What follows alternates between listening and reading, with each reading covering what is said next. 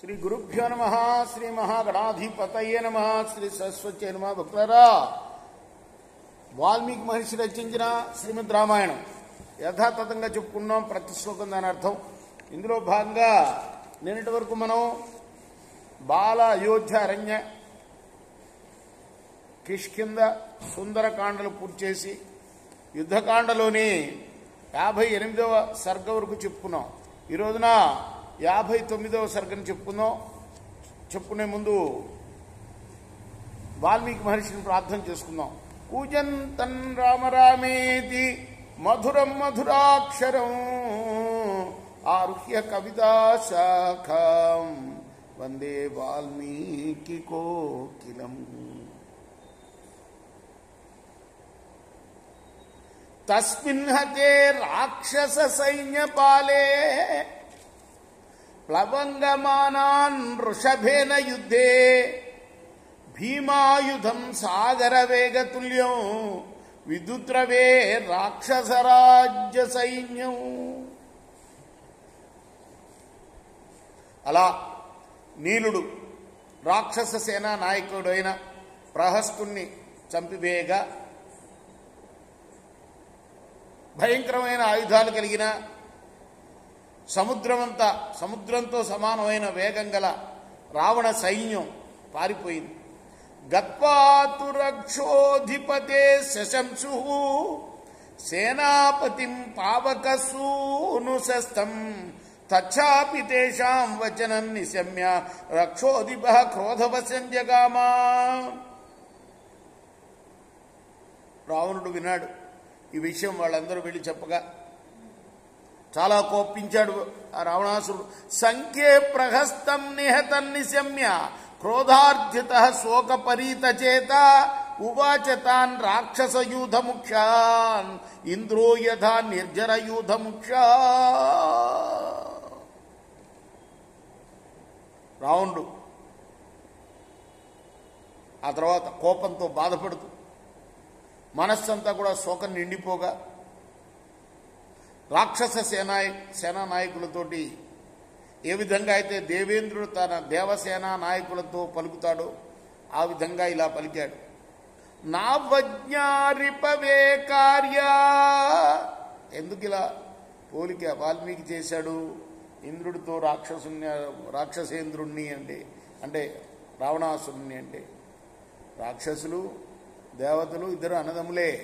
రాక్షసుల నాయకుడు ఇప్పుడు రావణాసురుడు, దేవతల నాయకుడు దేవేంద్రుడు. అందుకోసం దేవేంద్రుడితో పోలిస్తున్నాడు అన్నమాట. నావజ్ఞారిపవే కార్యాయైరింద్ర బలపాదవ సూదిత సైన్యపాలో మే సానుయాత్ర సకుంజర.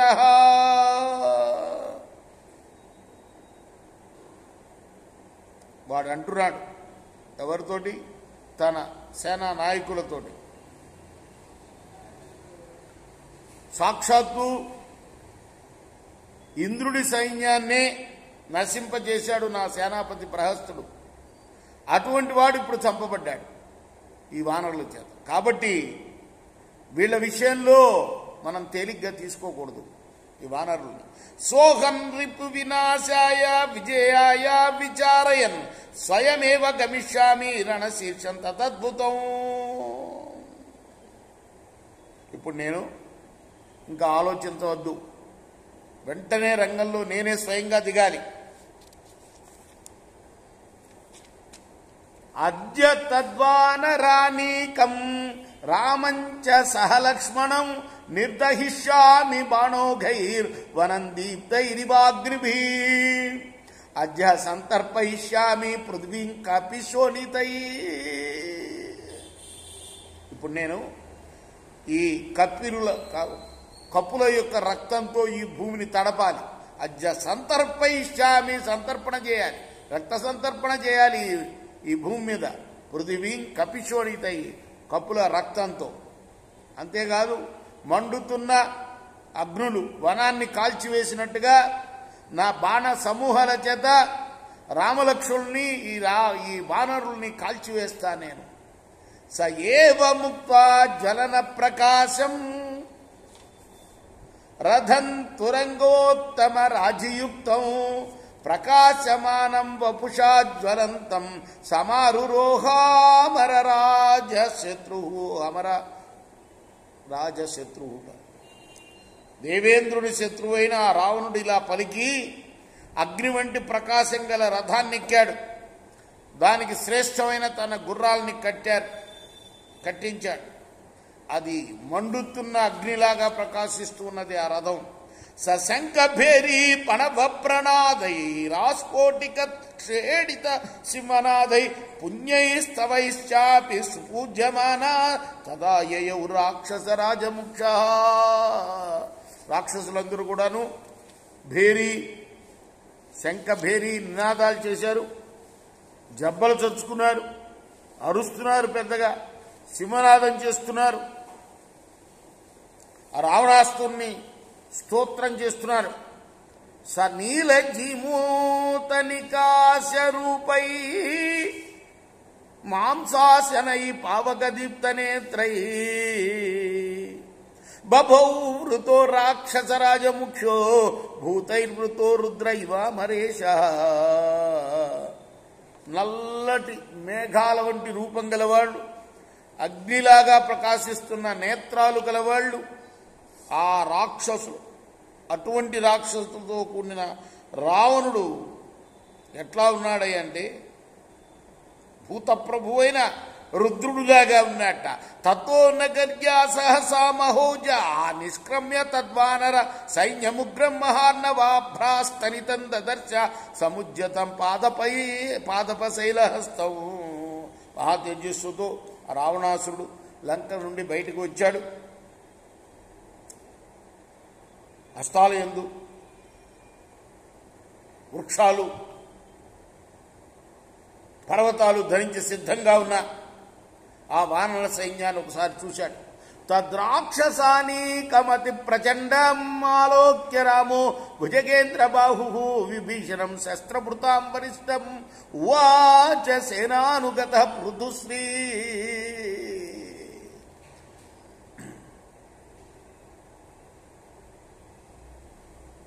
అప్పుడు అటువైపు రామచంద్రమూర్తి చాలా భయంకరమైన వీడి సైన్యాన్ని చూసి విభీషణుడితో అంటున్నాడు, నానా పతాక ధ్వజ ఛత్ర జుష్టం ప్రాసాస్య శూలాయుధ శస్త్ర జుష్టం కస్యేదమక్షోభ్యమజీరు జుష్టం అభీరు జుష్టం సైన్యం మహేంద్రోపమ నాగజుష్టం. ఆయన విభీషణ, ఈ సైన్యం ఎవరిది? అనేక విధాలైన పతాకాలు కనిపిస్తున్నాయి, ధ్వజాలు, ఛత్రాలు ఇవన్నీ కనిపిస్తున్నాయి. మరి అనేక రకాల ఆయుధాలు ధరించిన యోధులు కనబడుతున్నారు ఈ వచ్చే సైన్యంలో.